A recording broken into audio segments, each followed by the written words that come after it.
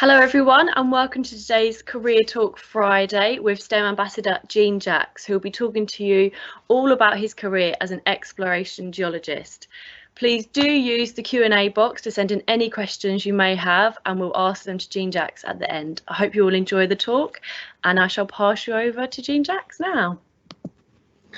Thank you very much. Hello everyone, my name is Jean-Jacques Ferguson and I'm here to talk about my career in the mining and exploration sector and hopefully shed some light into the value of a career such as this during the energy transition towards a low carbon future. It's quite pressing given that this is Earth Week. The presentation today may be slightly different to a traditional Careers Talk Friday and it will be split into two. Primarily we'll be giving some context into why mining plays an important role in our low carbon future and how we can address the main issues. And then in the second part, I'll be giving a personal account of my experience, my journey to becoming a geologist and how I did that and some of the skills and guidance that you need to become a geologist. So part one, mining and exploration context. It's widely accepted that human-caused climate change is the greatest threat that we face as a species or as humanity, and we need to reduce our fossil fuel emissions if we want to be able to stay under the 2 degrees from the Paris Agreement. And we need to be able to transition to a low carbon future. But in order for this to happen, we need to switch to a sustainable energy production from our traditional fossil fuels. And this is probably this will be talked about in this presentation as the energy transition or the green energy revolution. And in order to enable this, we need to change our habits and our products that we buy in our society in order to allow this. And then eventually the end game is to evolve into a circular economy, whereby we reduce the amount that we need, reuse everything within the cycle itself, and reuse the products that we make. Although without 100% recycling, there's always going to be an input, and that input starts with the manufacturing, before the manufacturing with the raw materials. And so I'll start with a little bit of word association. When you think of the word mining, what words come up? Is it the people? Is it the places? Is it rocks? Or is it words with negative connotations, like is it dirty, or is it historic, should it be left in the past, or is it wasteful? But what if I could challenge your perceptions of an industry with an image problem today and propose that it's not only essential for our everyday lives currently, but what we're going to have to do is a whole lot more of it in the future, as it plays a vital role in this transition and our transition to low carbon technologies. So I'll start you off with this quotation, which has been said to me many times over the last couple of years, which is that if it hasn't been grown, it's been mined. And most people underestimate the role that mining plays in their everyday life.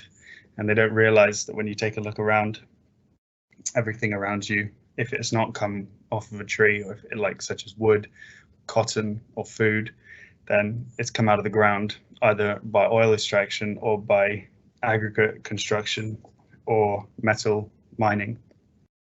And this goes for everything: laptops, phones, cars, buildings, roads, the computer that you're looking on, the building you're in, everything around you. And mining quietly goes about its business every day, and people don't really hear about it. You're quite disconnected from the product. You may hear about the manufacturing, but what about the pre-manufacturing with the raw materials? So it does a lot. And this is a graph of human population over time, just to show sort of how our metal use has changed over time. So in the Stone Age, or several 100,000 years ago, we weren't using any metal at all. But into the Bronze Age, maybe sort of 5,000 years ago, we managed to smelt copper and tin together, which gave us a wider array of tools and technologies to advance society. After the sort of the Middle Ages, we had the Industrial Revolution, where we started to make alloys with high heat and steel, using a lot of iron and coppers, and we had electricity. We started to use copper, and we really got a bit more inventive with our technologies and our use of metals and other raw materials. And if you think about the modern age, or the technological age, as some people would call it, when you think about the modern smartphone, how many metals do you think it's got in it? Do you think it's got 10, 20, 40? The actual answer is 62, which is probably about a third of the periodic table of elements. And the thing about how you source all of these metals and all of these elements that go into a mobile phone, whether or not it's in the screen or in the battery, you have to think about where they've come from. And when it comes to 62 different elements in a mobile phone, they can't have all physically come from the same mine. They've all come from a range of countries, from a range of different mining products.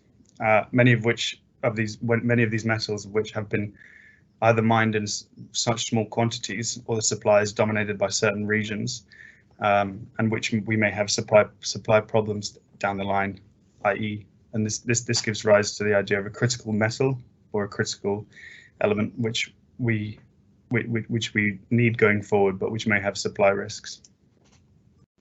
So now we have an appetite for the array of metals in our high-tech world, and we're going to think about how we're going to need them and how the demand for them is going to go up. And the first of which is in the energy systems that we use. So as we transition from a traditional fossil fuels approach, we're going to be building a lot more solar and a lot more wind farms, and these use enormous amounts of raw materials to get going, specifically in the special ingredients that make these things tick, such as the photovoltaic cells within a solar panel.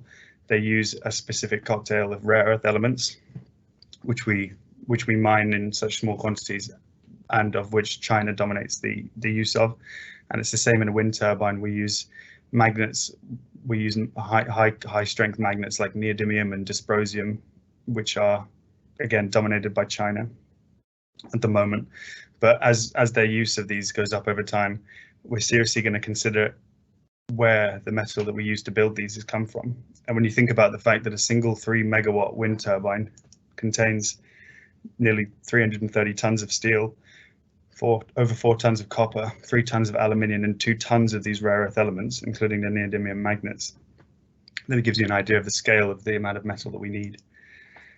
But it's not just energy production, but it's also energy use. The other ways in which we use fossil fuels are in combustion engines, and the way that we replace that is with electric vehicles, which are going to replace our current fleet of cars. COVID-19 in 2020 saw a nearly 20% drop in vehicle sales, but a nearly 50% rise in electric vehicle sales to nearly 3 million for the year. And back in 2015, that was only 500,000. It's 3 million by this year. And they say that by 2030, we'll be hitting 20 million in sales each year.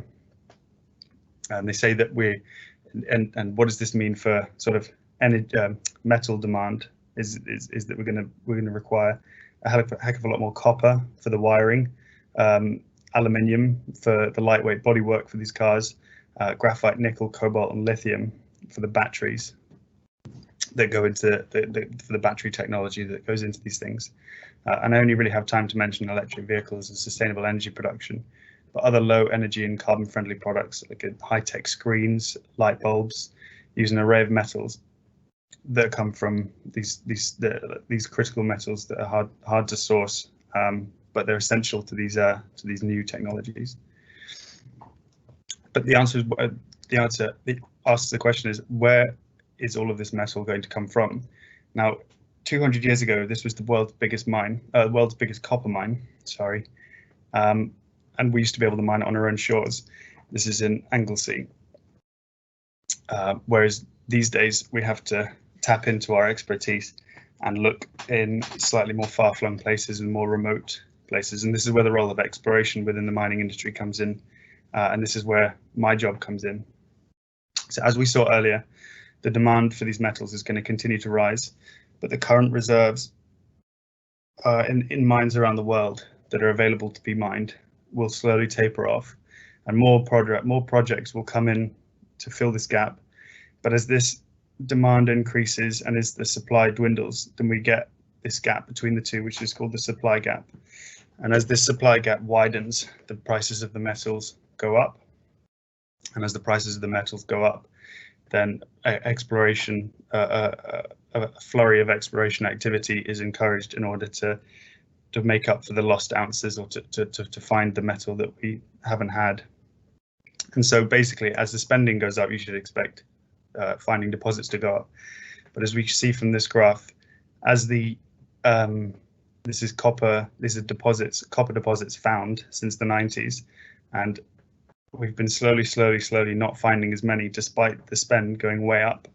And this is due to quite a few reasons, one of which is that the deposits are becoming harder and harder to find. So the olden days, we could just look on the surface. Nowadays, they're being a bit more hidden, they're a bit more underground. Sometimes you're finding ore bodies that are several hundred meters under the ground using specific targeting tools. And also deposits are getting now lower and lower grade, which means that they're lower and lower quality, which means we'll have less metal per unit rock. An example of this is some of the biggest mines in the world are only really economic because of their size. You think about this is Grasberg, which is a mine in Indonesia, and it's only 1% copper and 0.5 grams of gold per ton of rock. And another thing is geologists now have a duty of care to the environment and sustainability that they didn't have previously. We now have to leave our sites and we have to remediate mine sites back to how they were originally, if not better, which is something that we didn't have to do 100 years ago, 200 years ago, when we could make a great big hole in Anglesey and then just leave it for someone else to clean up. And another thing is exploration will always be necessary going forward. As this supply gap increases, we're going to be needing to replace some of the metals that we lose. And even then, in a circular economy, when we have to replace the imperfect metal life cycles, we'll always have to explore for more metals. That brings me on to the second part of my presentation, which is how to become a geologist, and a little bit about my role, my career or life so far. So I was born in the UK, and then I grew up in Hong Kong. And I lived in Hong Kong for 20 years. And most people, when they think of Hong Kong, they think of a concrete jungle, big city, not much space. When actually the cameramen never point the camera beyond these hills over here or beyond this hill over here, and where you get nice countryside. And this is where I grew up, which is a sort of a fishing village on the outskirts. And it really gave me an appreciation for the outdoors and being outside, going for hiking and traveling. And it gave me an international background, which is quite common in this industry. And then in 2015, I decided to apply to Cardiff University for a geology degree, as I didn't really know what to do. And my favorite subject at school at the time was physical geography. So not the human part of geography, but the physical side. And I thought that geology would be an interesting change for me.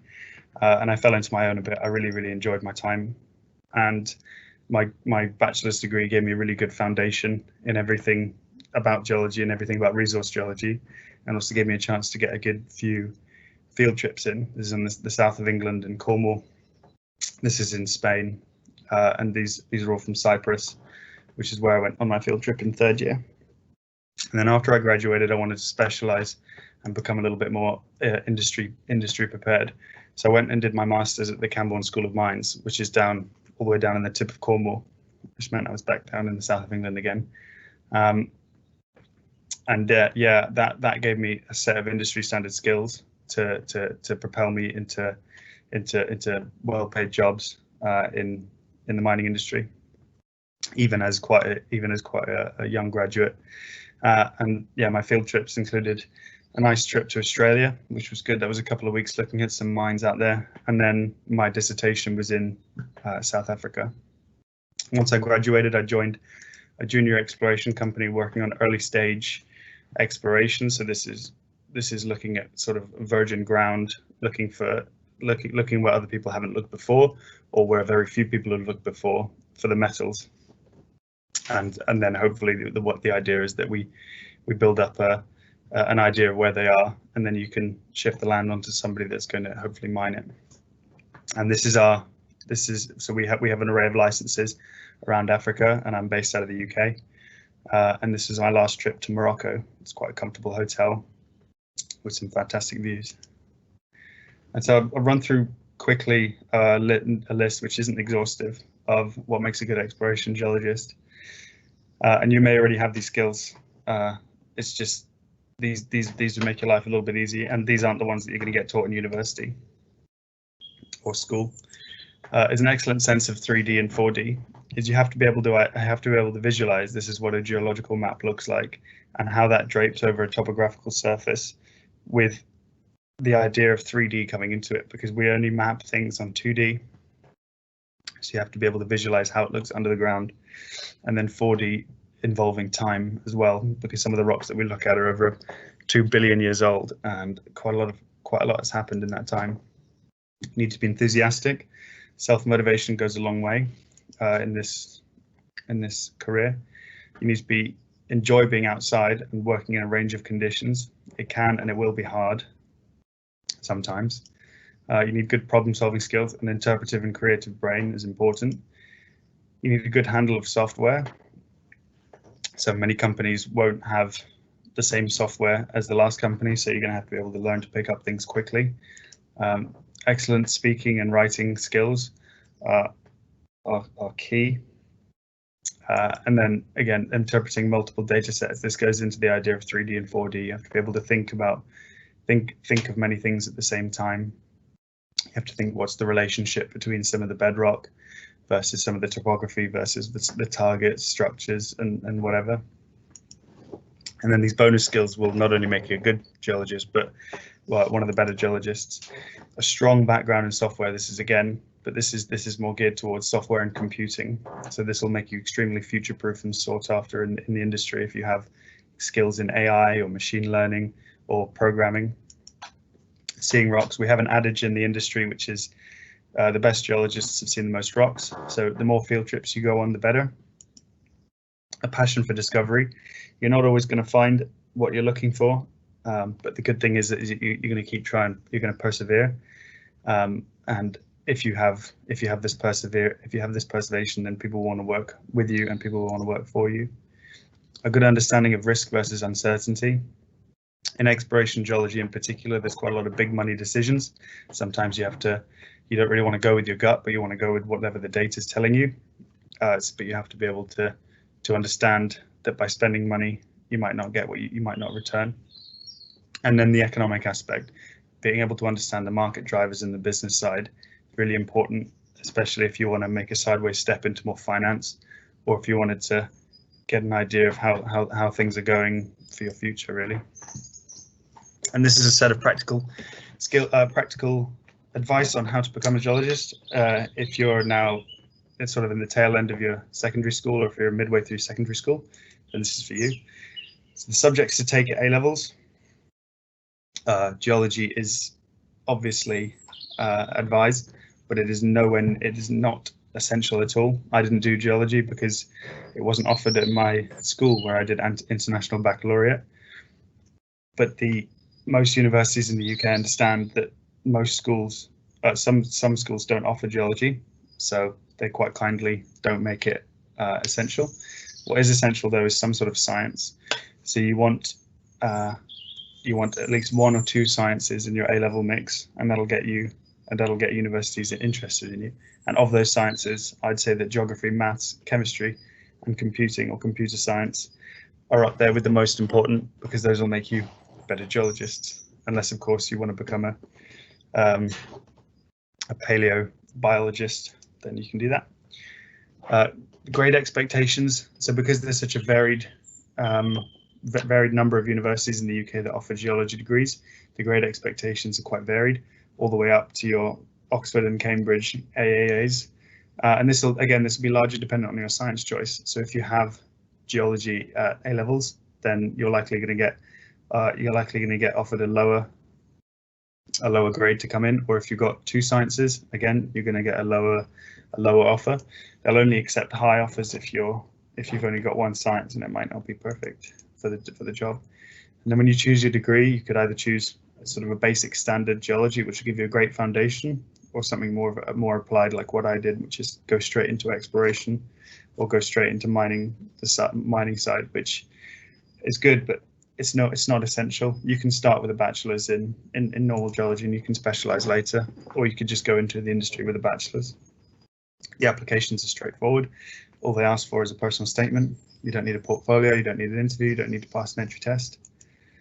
And then your university life.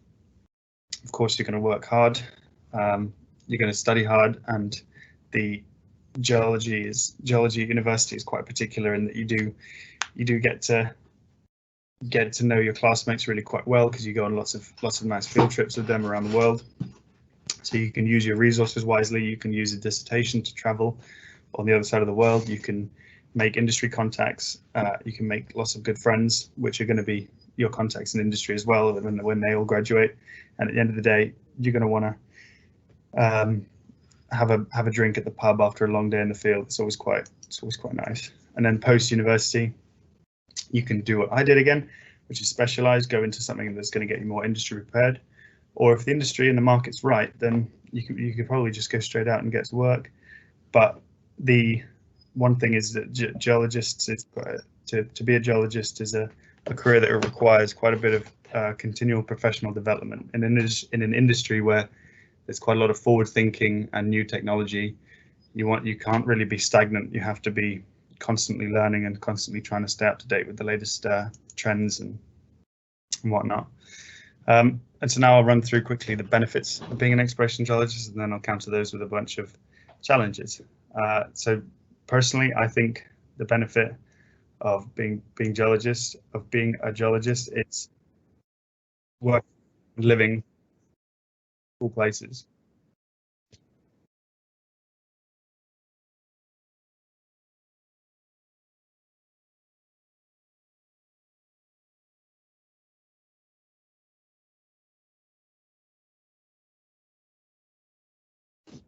So that video was taken on our Moroccan license just last year, and as you can see, there's really nothing around. And I find quite a lot of solace in that, in being in these really cool places. It also means that you can live in cool places as well. You can move to Canada, you can move to Australia, move to South Africa, or you could move closer to where the mines and the exploration is. You can go and live in West Africa if you feel like it.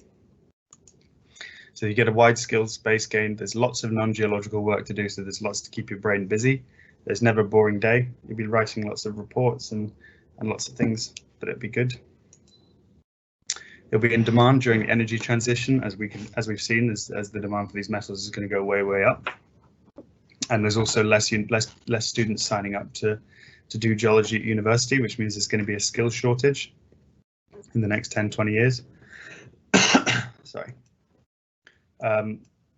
It'll be part of a small community with great teamwork ethics. You'll be able to work in strong teams, and you get a variety of exposure and pathways. So you don't have to specialize in one particular thing. You can become technical. You can go into finance. You can go into environmental. You can go into mining or exploration, or you can go into engineering and actually do the mining itself. You get the satisfaction of problem solving all the time. It's quite hard work, but it's very rewarding. And this one was a real winner for me, is to avoid the 9-to-5 office jobs. And of course, it depends on whether or not there's planning on being a global pandemic and whether or not you get stuck at home for the last year. But that should change quite shortly when we're allowed to travel again. Hopefully you can make a discovery, make an impact, and help to provide some metals for the future.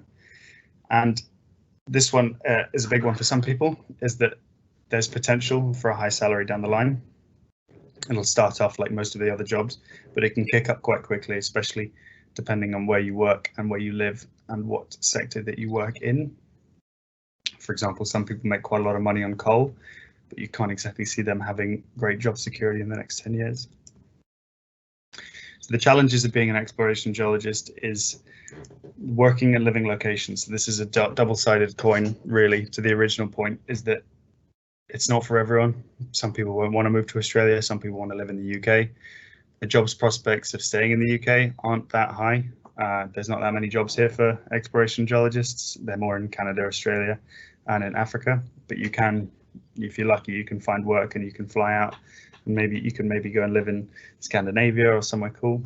But the idea is that the world is your oyster, but it's not for everyone. Some people want to stay at home. And sometimes these places can be rough.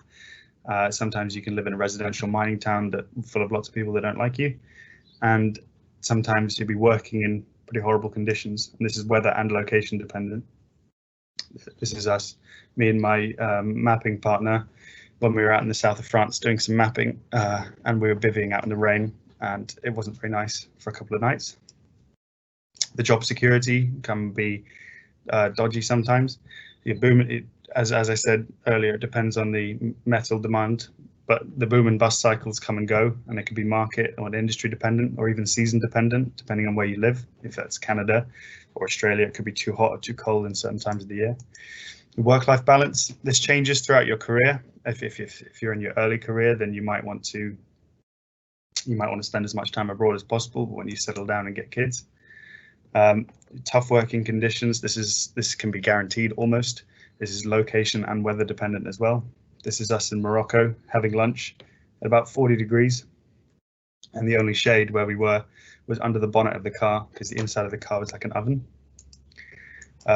There's irregular working hours. When you're out on the shifts, you could be working all day easily, and then the shifts themselves. So I work on a rotation of 7 weeks on and 3 weeks off, which means I fly out for 7 weeks and work and come home for 3 weeks at a time, which can be quite hard. And this comes back to the work-life balance. It's not for everyone, but it may change sort of going out into my career. You can choose jobs which give you things like that. Unfortunately, making an impact is not always guaranteed. We might not always find all the discoveries. The flip side of the coin is there's lots of non-geological work, lots of reporting. You might sign up because you like rocks, when actually you don't actually spend that much time doing rocks.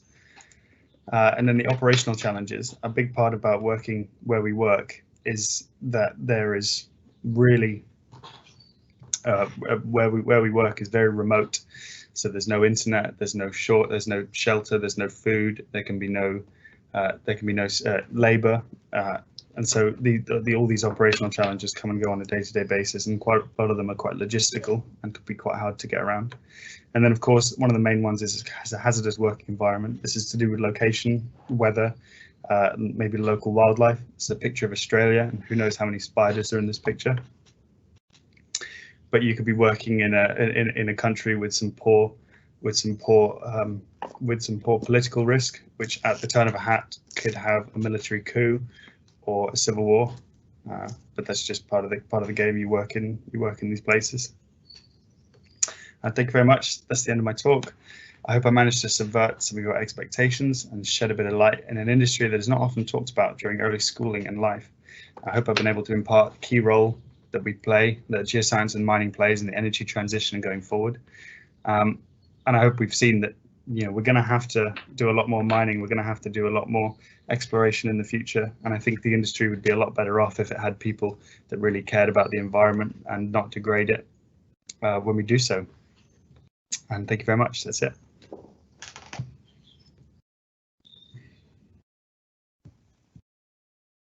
Thank you very much, Jean-Jacques. Really interesting talk, and actually fascinating to hear about all about geology and actually your career pathways as well you've taken. So it's time now where you can ask any questions you might have for Jean-Jacques to answer for you. So first couple have come in already. First of all, where's your favourite place you've worked?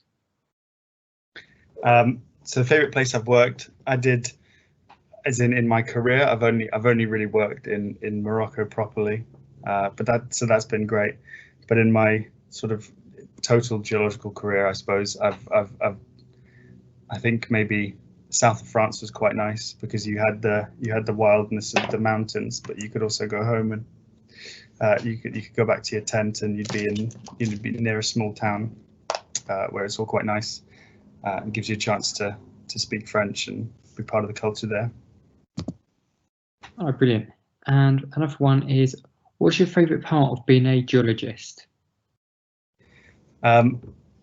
Personally, I'd say it's probably about the travel and being outside, and avoiding the 9 to 5 or living in it's going to an office every day. I think the growing up in Hong Kong has given me, it hasn't tied me to the UK like some other people have been tied to the UK. So I don't feel the need to stay. I don't feel the need to settle down here. I'm pretty happy to sort of take chances and try my hand at different jobs around the world. And I think quite a lot of other geologists and quite a lot of other people I know are flexible like that. Thank you. We've had some other questions come in now, referring to recycling. So how effective is it to recycle old mobiles or laptops for the rare earth materials? So for recycling for particular elements, it can be, it's a real rabbit hole. The only really, because we use them in such small quantities in something like a mobile phone, the recycling rates for some of them can be great, for some of them it can be really, really poor. So things like, so not on your rare earth elements list, but things like your copper and your gold and your silver, all the things in the motherboard and the wiring, that can be all quite easily done. But all the sort of the thin sheet of rare earth elements that would exist in the screen, I think some of the recycling rates of that are really quite poor. Some of the magnets in the hard drive, like the neodymium magnets, I'd imagine the recycling rate for that one is better. But because we use them in such small quantities that, currently the recycling rates are poor, but the idea is that hopefully they get better, and hopefully they get better for everything else as well. Because I mean, we can't recycle much of an old electric car now, but down the line, hopefully the idea is that these technologies get better and better, so we get to put less into the system. Thank you. And we've got one here. What is the biggest discovery you have made or been involved in? Because I'm in the very, very early stage of my career, I haven't personally made a discovery yet. We're doing some targeting work out in a few cool places at the moment, so hopefully the idea is that over the next couple of years we can start to put some stuff to our names, me and my small team. But the idea, the company I've joined has a few small deposits to our name, and that we can, we've been building those up slowly in order to pass those on to the people that can mine them. But yeah, probably not enormous in the scheme of things. I think if I was working for a bigger company, then I could say something like that. But because we work on a small company, you can go years without finding something significant. Thank you. And we've got one here about, what is your opinion on the impact mining is having on wildlife? So on the impact that mining is having on wildlife, I think it gets a bad rep, especially in the Western world, for the land use that it has. I think that obviously the land use can be great. It really depends on where the mine or where mining is. But they have a lot of these mines are created and run by international companies that have, enormous backing of investors, which really wouldn't take well to an environmental disaster. So a lot of the poor environmental decisions when it comes to wildlife, you'll be seeing those come from private companies, maybe state-owned companies in countries that you wouldn't expect them to have high environmental standards. But in places like Scandinavia, or in some of the places in the Western world like Canada and the USA, which have enormous amounts of mining, they have sort of high environmental standards, which if you don't stick to, then the chances are that you're not going to be able to mine those things. And like I said earlier, we have a duty of care to provide the remediation involved afterwards. But I think there's less of an impact than people assume, because mining doesn't actually take, in terms of land use compared to other industries, it's not as extreme as, say, agriculture or farming, which can be sort of responsible for most of the world's deforestation, whereas mining tends to be roads going to a mine and maybe a mine. But I'm not trying to say that there's no impact. I'm saying that it's often cubbyholed as being seriously impactful. Thank you. That's a really good answer. We've got one here about personal statements. So what would be a good type of work experience to find to help with writing a personal statement? I think when it comes to personal statements, what you want to do is you want to try and tell the university why why this degree would be right for you. So for example, when I wrote my personal statement, I went on a local geological field trip. I think it was run by the Royal Geographical Society in Hong Kong or something. I think these kind of they're doing them more virtual now, but they may be sort of field trips run by a local geological society that you can hop on. You might be able to do webinars online, but the idea is that when you come to write your personal statement, you can put in there why you think or why the university should consider you, because you're keen on it, you're interested in it, even if you didn't do it at school. It's something that you've shown an interest in. You've made an active contribution. You've gone out and you've tried it, and you think that it's for you. And so you can try and convince them in the personal statement, saying, "Look, I know I didn't study it at school, but I'm really keen on it. And here's the sort of the experience I've done. I've gone on a field trip, or I've been in contact with a couple of people in the industry." And you can name drop and you can talk about some of the experiences you've had. But they like the enthusiasm more than the experience itself. Thank you for that. The last two questions we've got for you is, the first one is, where's the best place have you travelled to? That's quite hard. For work, I think. Yeah, I think for work, I think going into the Anti-Atlas Mountains in Morocco was pretty special. I think it's because it's quite remote and there's nobody there. But I also have to say, in terms of the people I've met, going to South Africa was great. Such a welcoming community there, and as a country they rely quite a lot on their exports from mining, so it's quite a supportive community. So I think, yeah, either Morocco or South Africa, I think. Thank you for that.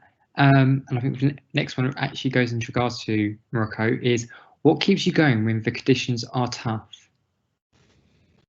Yeah, that's a good question, actually.